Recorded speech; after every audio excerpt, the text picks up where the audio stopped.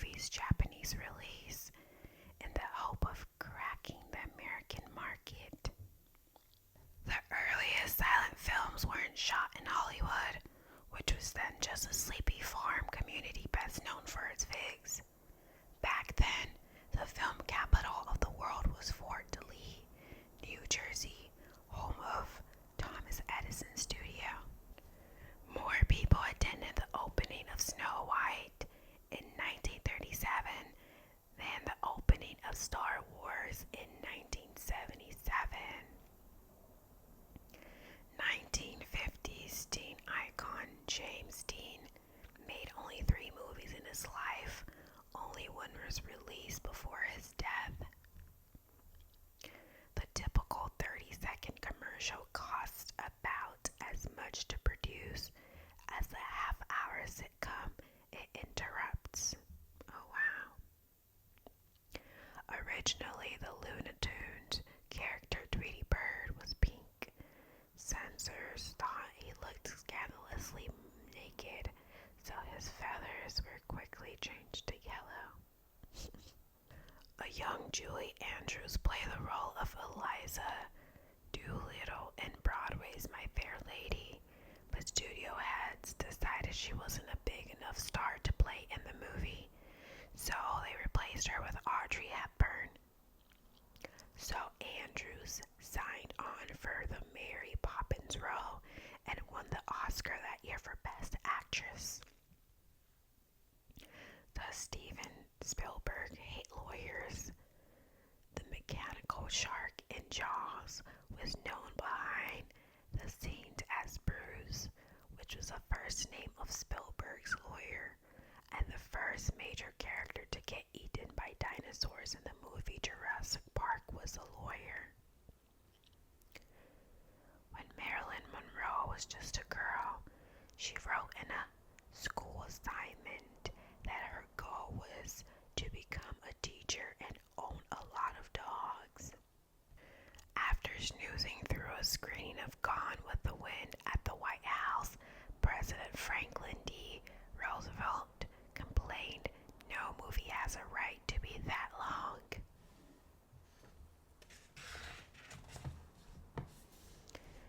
More evidence that movies are better than ever. The F word is uttered 257 times in Pulp Fiction. In 1990, pollsters asked preschoolers who should be president. They overwhelmingly chose Mr. Rogers. We second that nomination. One of Walt Disney's favorite hobbies was planning train wrecks on his half mile of miniature train tracks. Other names considered before settling on Monty Python's Flying Circus included Gwen Dibley's Flying Circus, honoring Michael Pelling's boyhood piano teacher, Owl Stretching Time, a horse, a spoon, and a basin, Bun, Wacket, Buzzard, Stubble, and Boot, and the Toad elevating moment. Way back in 1971, Green Acres, Mayberry, RFD, the Beverly Hillbillies, Gomer Pyle, Hee Haw, and Lacey were all canceled on the same day by CBS. Speaking of bad influences, the lead characters in Casablanca smoke a total of 22 cigarettes on screen. A 216-minute movie with a cast of thousands, yet not a single woman in a speaking role. That's one way of describing Lawrence of Arabia. Dignified Alfred Hitchcock had not one but 3 different nicknames. His parents called him Fred. His classmates taunted him with Cocky. His preferred nickname was Hitch. One of Marilyn Monroe's therapists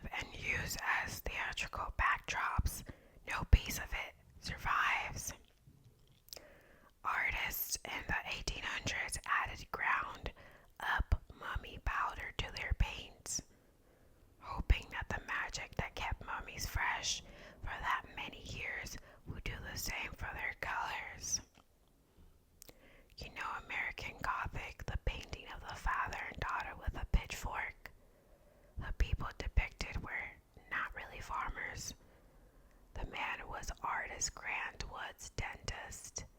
The woman was Wood's sister.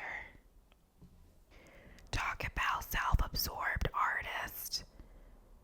Rembrandt holds the record for the most self-portraits by a famous artist. He painted 62 of them. Van Gogh comes in second with 40. Vincent van Gogh painted his starry night scenes by fixing candles to a straw hat.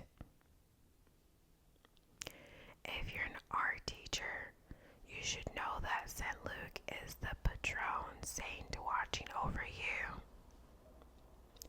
Why did the artist Van Gogh cut off his earlobe? The usual reason to impress some girl. He sent the eerie thing to a fillet de joy named Rachel with a note. Guard this object carefully. Her reaction to his lobe offering is an instructive lesson to Romeos everywhere. First she fainted, then she called the village constable. Pablo Picasso swore that smoking saved his life.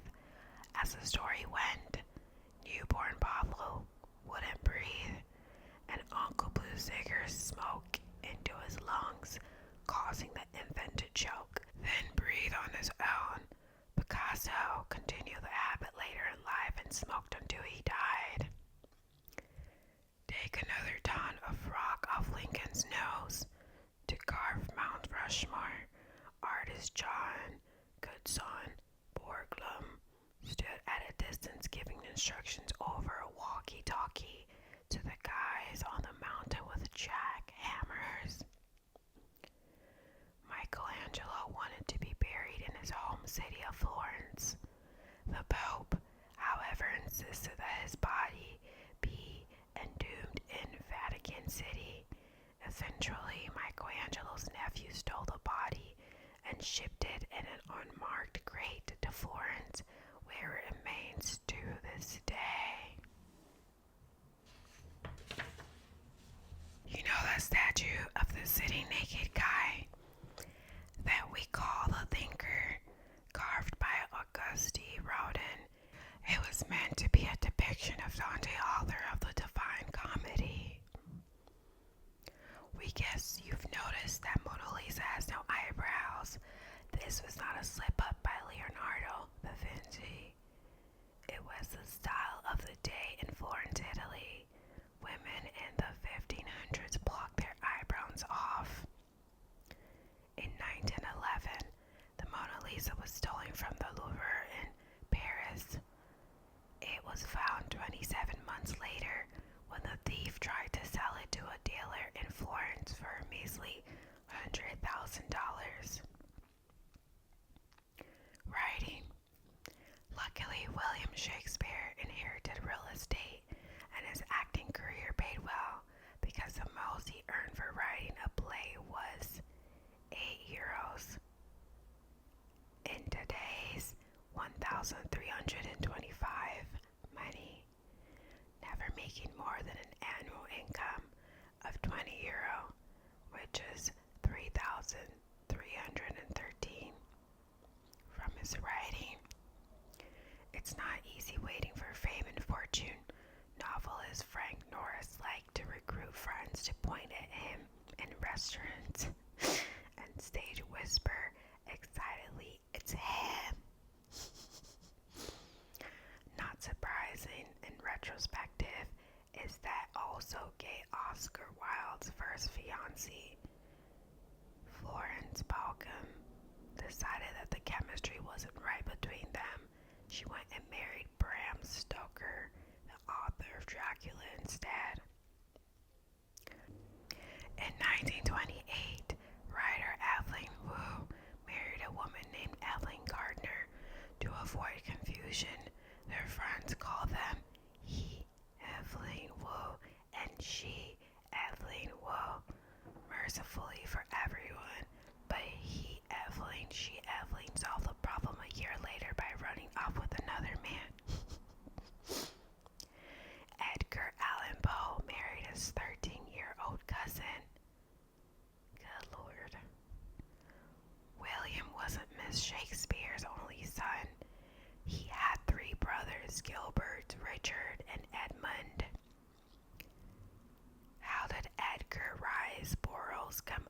his hero's name Tarzan. At the time, he lived near the town of Tarzana, California, and decided he liked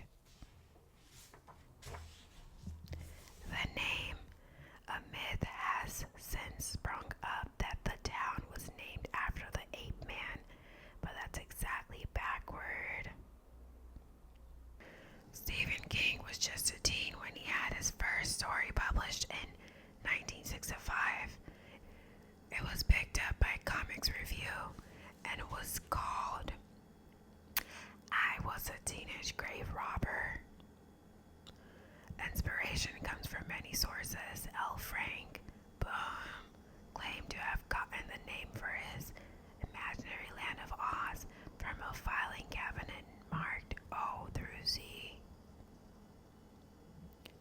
Margaret Mitchell wrote only one book in her life, but it was quite a book. The hyper-successful Gone with the Wind. Before that, her only writing experience was as a feature writer at the Atlanta Journal using the name Peggy Mitchell. You can copyright all sorts of things, but you can't copyright the title of your book. George Orwell received this note back from a publisher to whom he'd sent his Animal Farm manuscript. It is impossible to sell animal stories in the USA. Historians tell us that Aesop, the guy with all those fables, probably didn't really exist. Writing in the 1st century AD, Greek writer Valerius Barbrius combined Greek folk tales with stories from India and invented a smart slave, Aesop, who supposedly told them. The second most published playwright in the English language, Neil Simon.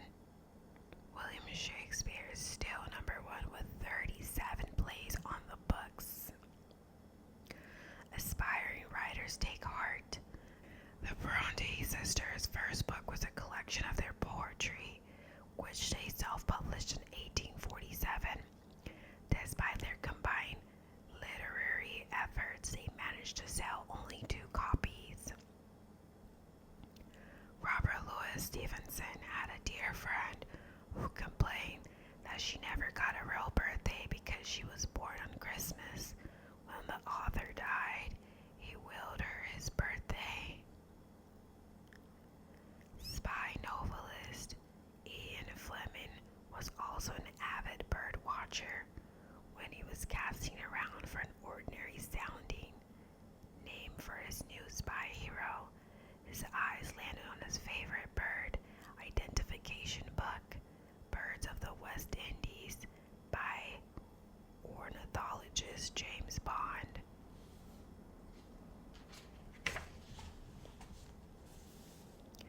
Although you wouldn't expect it from his guns and gals spy novels, Fleming also wrote the children's classic Chitty Chitty Bang Bang.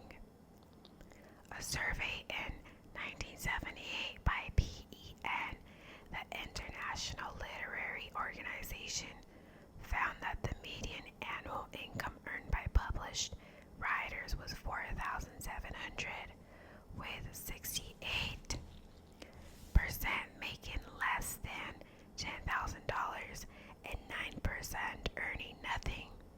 The results were so depressing to its members, the organization didn't bother updating the survey in subsequent years. When troublemaker Henry David Thoreau graduated from Harvard, refused to take his diploma, it isn't worth $5, he said, complaining that Harvard taught all the branches of learning, but none of the roots. Author Anthony Trollope worked for the British Post Office for 33 years. During that time, he wrote 4 dozen novels. By rising at 5:30 a.m. and writing 1,000 words before trudging off to work, he's still known for his writings, but within postal circles. However, his biggest claim to fame is that he invented the street corner mailbox. When he was a desperately poor child, Charles Dickens was forced to work at a shoe polish factory in London. It's said that as many as a quarter of the U.S. population believes that Sherlock Holmes was a real person. Holmes' apartment at 221B Baker Street regularly gets letters from people who want his help. Have you heard of author Alyssa Rosenbaum, the author of The Fountainhead and Atlas Shrugged? She's better known as philosopher Ayn Rand. Edgar Allan Poe only received $10 from the New York Mirror for The Raven when it was published in 1845. Allowing for inflation, this still only amounts to $178 in today's money. We're betting this is why he was so prolific. Voltaire reportedly drank about 70 cups of coffee each day. As far as anyone knows, Anne Bradstreet of the Massachusetts Bay Colony was the first poet in colonial America. Stephen King claims that he was inspired to become a writer as a child by Hugh Lofting's story of Dr. Dolittle.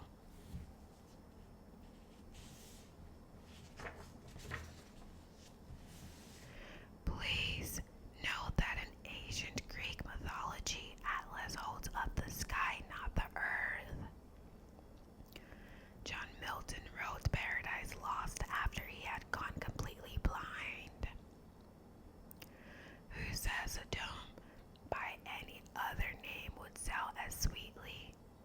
Author Margaret Mitchell discarded title ideas for Gone with the Wind, included Not in Our Stars, Bugle Sang True, Milestones, and Baba Black Sheep. Samuel Taylor Coleridge wrote his famous poem, Kubla Khan While High on Opium. Robert Louis Stevenson wrote Dr. Jekyll and Mr. Hyde during a 6-day cocaine binge. Ken Casey found folder for One Flew Over the Cuckoo's Nest while working as an attendant in a mental institution. Ernest Hemingway would use only number 2 pencils when writing his first drafts. The first typewritten manuscript ever submitted to a publisher was Mark Twain's Life on the Mississippi, 1883. Twain loved newfangled gadgets and was one of the first to buy a typewriter when they hit the market. He dubbed a curiosity breeding little joker. During his long decline, it's been reported that Beat poet Jack Kerouac's favorite pastime was sitting close to the TV while watching the Beverly Hillbillies and slugging whiskey from a bottle. No, Frankenstein wasn't the monster's name. Victor Frankenstein was the scientist who figured out how to bestow animation upon lifeless matter. Author Mary Shelley's monster was named only Monster. Music. What do Allen Ginsberg, Dr. Timothy Leary, Petula Clark, members of the Radha Krishna Temple, and Tommy Smothers have in common? They sang with John Lennon and Yoko Ono on the recording of Give Peace a Chance. Like Elvis, Liberace had a twin who died during birth. Who's the most recorded musician in history? No, not Elvis. Try the Nightingale of India, Lata Mangeshkar, who over 50 years has recorded more than 50,000 songs in 20 Indian languages. The violin is not only the smallest and highest of the string instruments, but it was also invented before its modern cousins, the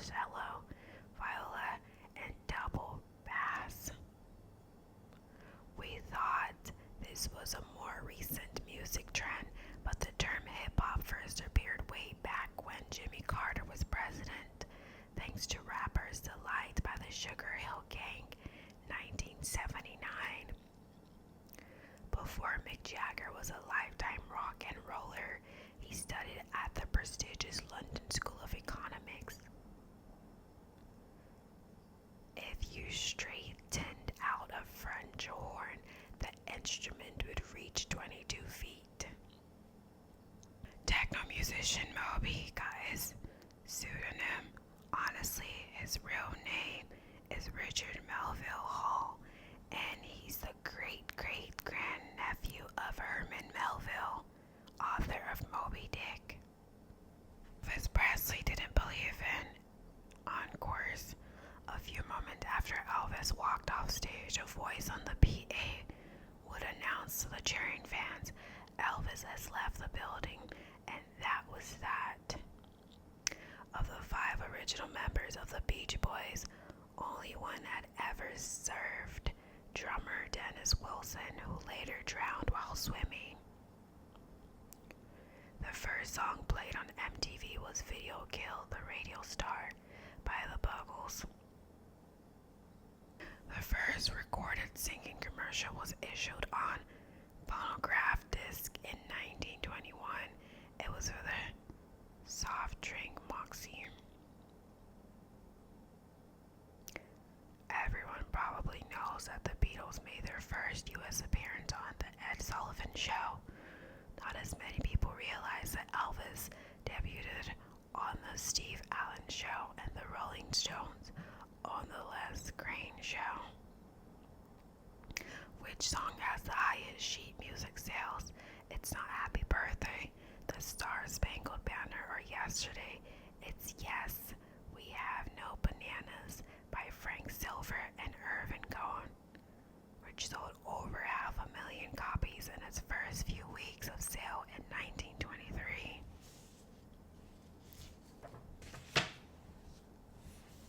Doris Day's real name was Doris Von Kappelhoff. She took her professional name from the song Day After Day.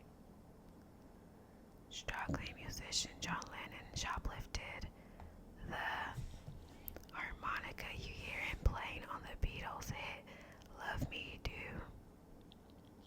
We really couldn't believe our ears when we heard that more than 2,200 Americans play the accordion. Did you know that the Turtles were the first rock band to play at the White House? The year was 1969, and the event was Tricia Nixon's mass cue ball. Tuning an orchestra right before the conductor appears has its own protocol. The first violinist stands and asks the principal, obvious, to play an A. The other players then adjust their instruments to match the oboe. Charles Manson was not just a murderous cultist, he was a songwriter. Before he was arrested, the Beach Boys recorded one of his songs called Never Learn Not to Love. Happy Birthday is the most performed song of our time. Remarkably, it's still under copyright until the year 2010. Before the Sherman Brothers wrote many of the Disney hits, including It's a Small World and the music for Mary Poppins and the Jungle Book, they wrote the classic hit, You're 16, You're Beautiful, and You're Mine. You think it's nice when contemporary musicians perform in cartoon soundtracks? It's an old tradition. For example, Louis Armstrong, Duke Ellington, and Cab Calloway were featured musicians on Betty Boop cartoons. Rock historians tell us that the very first bootleg album was a collection of unreleased Bob Dylan songs called Great White Wonder. The year was 1969. What's in a name before the classic girl group became the Shangri-Las with its hit? Like Leader of the Pack,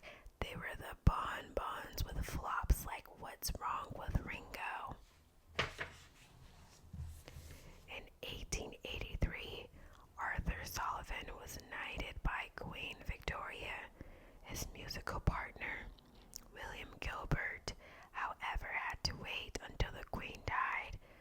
She hadn't liked that his lyrics purely satirized governmental or officials. Don't expect to see a production of The King and I in Thailand. The country's still pretty sore at the inaccuracies and disrespect for their king in both the book and the play that was based on it. Scrambled Eggs was the working title of Paul McCartney's Yesterday, when all he had was a tune with no words. The next line was, "Oh my dear, you have such lovely legs." You're wondering, both the Hokey Pokey and the Bunny Hop were invented at Sun Valley Ski Resort in Idaho. And that's what it's all about. Miscellaneous.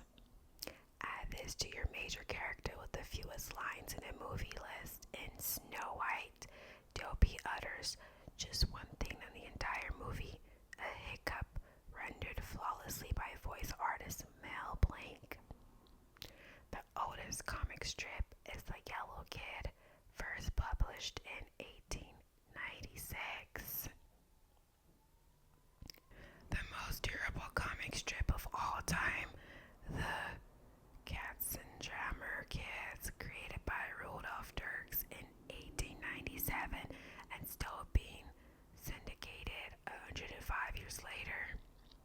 Professional clowns register their faces with a face registry so that no two clown faces are exactly the same. Besides being creative people, what do Walt Disney, Ernest Hemingway, Dashiell Hammett, etc., Cummings, N.W. Summer